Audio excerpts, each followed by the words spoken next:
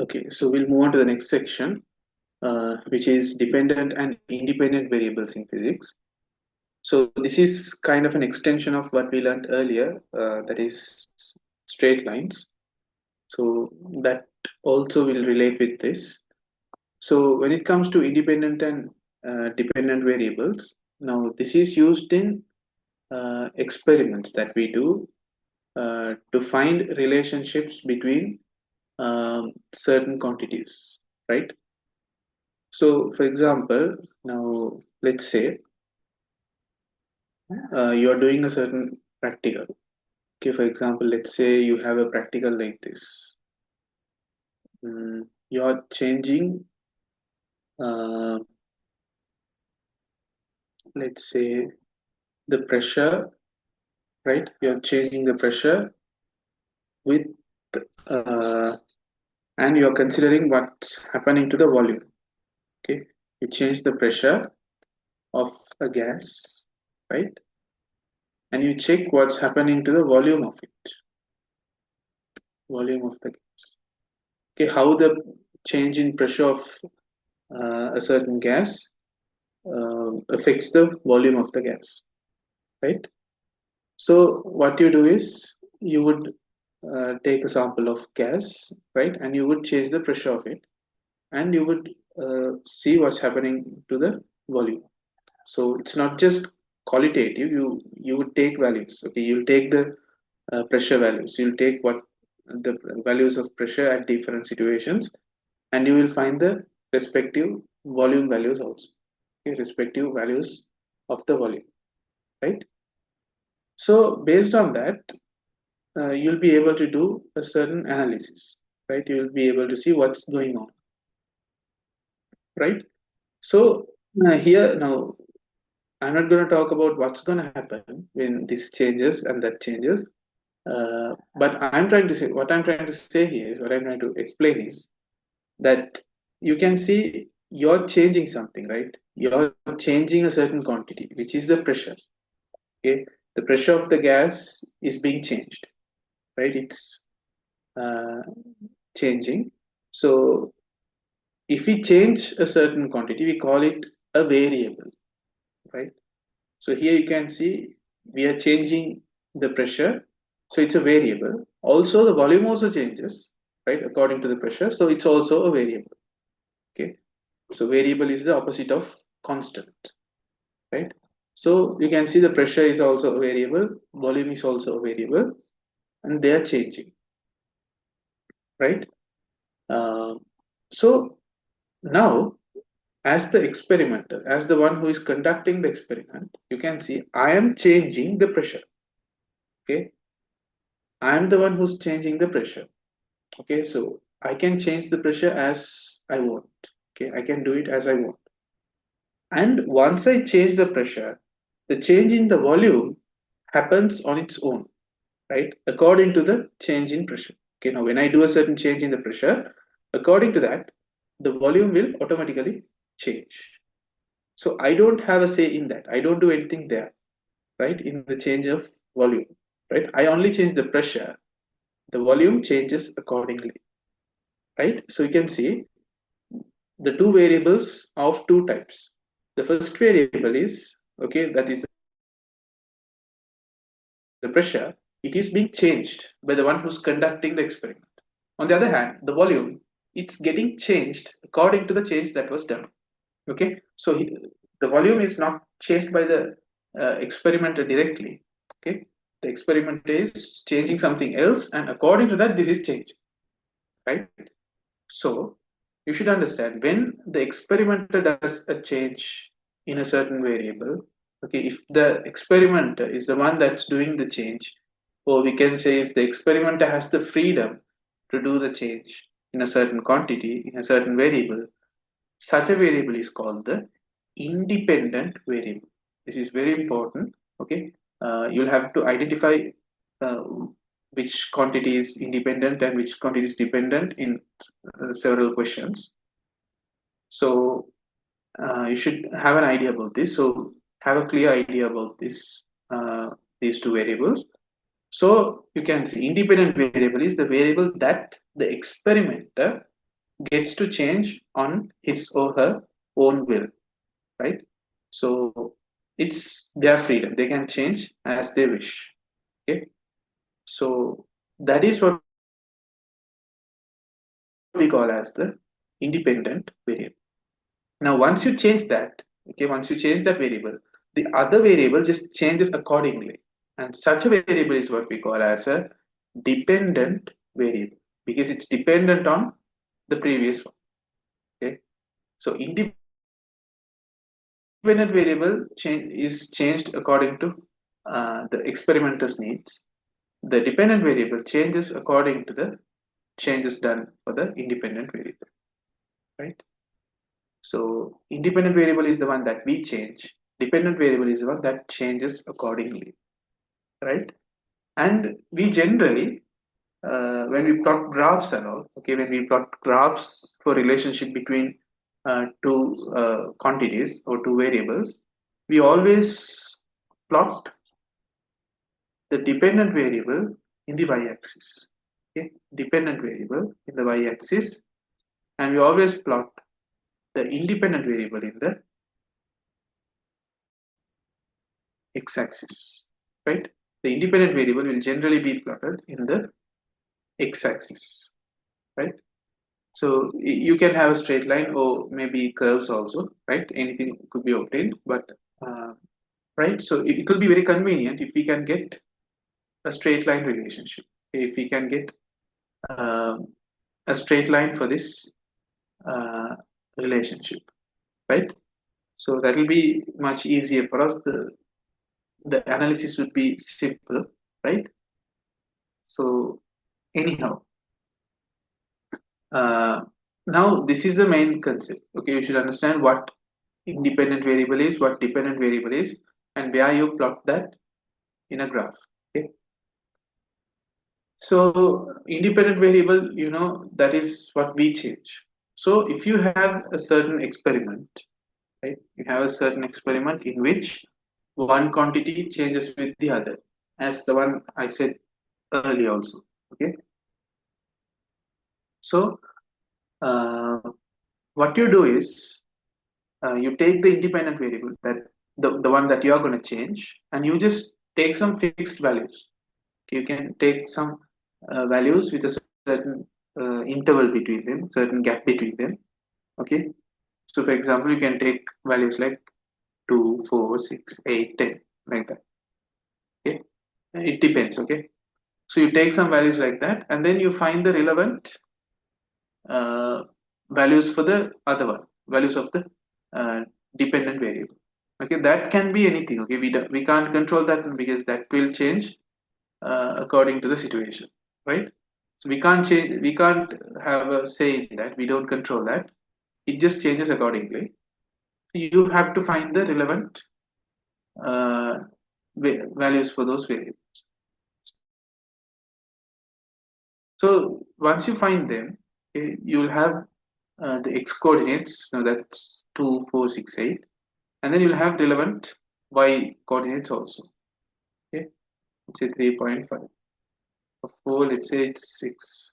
For 6, let's say it's 8.2. For 8, let's say it's 11. So if you have something like this, okay, you have the coordinates. Now you mark these coordinates in a plot. Okay, you mark these coordinates. You plot this like this. Okay. So you plot this, and then you draw a line through these points, right?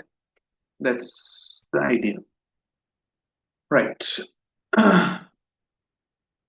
So now let's move on to some questions. Okay, so they've given certain situations. You have to identify the independent variable and you have to identify the dependent variable, and you can try to rearrange the equation according to y equals mx plus c, right? So you can see a trolley moves along a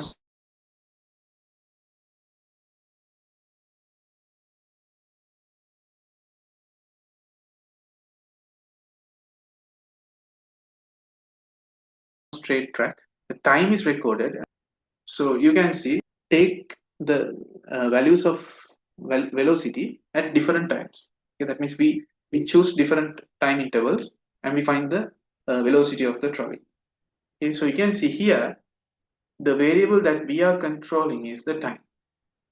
Okay, we deal with the time. So we can take the velocity after 2 seconds, 4 seconds, 6 seconds, 8 seconds, 10, 12, 14, or you can take after every 5 seconds. So 5, 10, 15, 20, 25, 30, like that. You have the freedom to choose this. Okay, choose the intervals as you wish or as suitable for the experiment, right? So you can find the velocity of the vehicle or this trolley according after with the time. Okay, so when the time increases, when the time goes by, you can find the velocity. Okay, so time is the variable that you are controlling. That means we consider the time. According to that, we find the uh, velocities. So velocity is the quantity that's getting changed according to the time, right? So the independent variable is time or t. Dependent variable is the velocity v. So now we can rearrange this equation. So we can see now this has to be taken as the y coordinate. I mean, this has to be taken in the y-axis. This has to be taken in the x-axis. So we have to rearrange so that it satisfies this equation y equals mx plus c. So y is supposed to be v, right? Y is v and m into x. So x is t. So the one before multiplied with t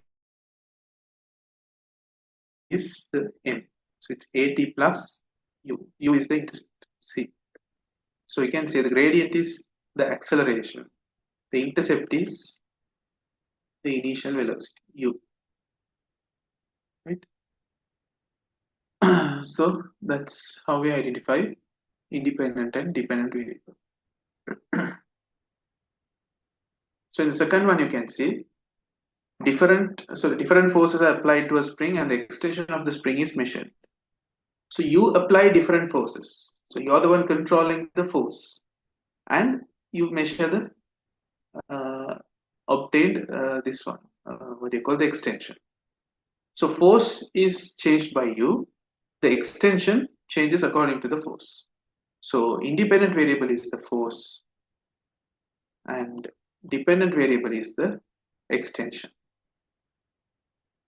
So now independent variable is supposed to be in the x-axis, dependent is supposed to be in the y-axis. So we'll have to keep x alone and take k to the other side. So if you take k to the other side, it will be 1 over kf, right? So this is the y, this is the dependent variable. X is the dependent variable, so that should be in the y-axis. F is the independent variable, so it should be in the x-axis. So the gradient is 1 over k. Okay. So according to the context or according to the situation, you can identify which is the dependent variable, which is the independent variable.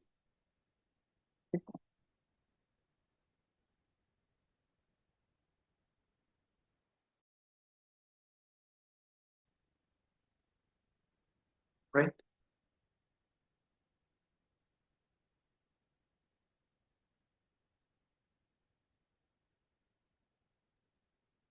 Next, the speed of an object moving in a circle is changed and required centripetal force is measured.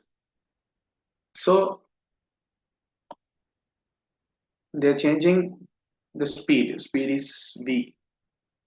So they are changing speed v and finding the required centripetal force F. Okay, F is the centripetal force, right? So the independent variable is the one that you change now. So you're changing the speed. So that's the independent variable. Dependent variable is the force, the one that you find. So this should be in the x-axis, this should be in the y-axis. So F equals m over r into v squared. So you can see here, this is y equals gradient into the independent variable. But here the independent variable is supposed to be v squared, not v, because this only has a linear relationship. F equals some constant into v squared. So if you take the the x-axis to take v squared values, then you can get a straight line. It will be in the form y equals mx. That means you should have v squared here itself. Okay. If you take v, then that will be different, right? So you have to take v squared in the x-axis, right? So it should be an f versus v squared relationship.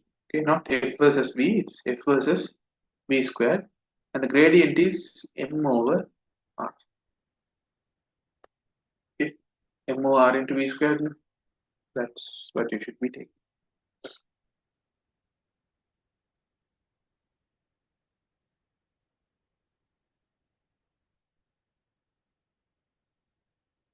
Okay.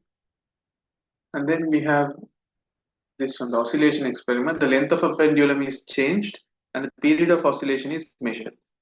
So length of pendulum is the one that we change and we find the period of oscillation. So independent variable is L. We change the length. The length of pendulum is L. Period of oscillation is capital T. Okay. So you can see here, if we try to find the relationship, now T square equals K, right? It's like Y equals some constant into the X coordinate. So here the Y has to be taken as T squared. Okay? T squared has to be taken as Y. So the dependent variable is actually T squared. Okay.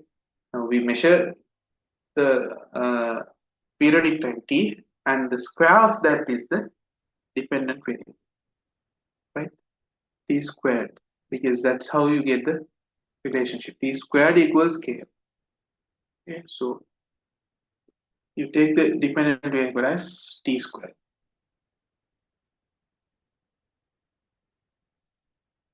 This is for the sake of getting a straight line relationship, a linear relationship. Okay, right. So this is the idea about independent and dependent variables. Hope you understood.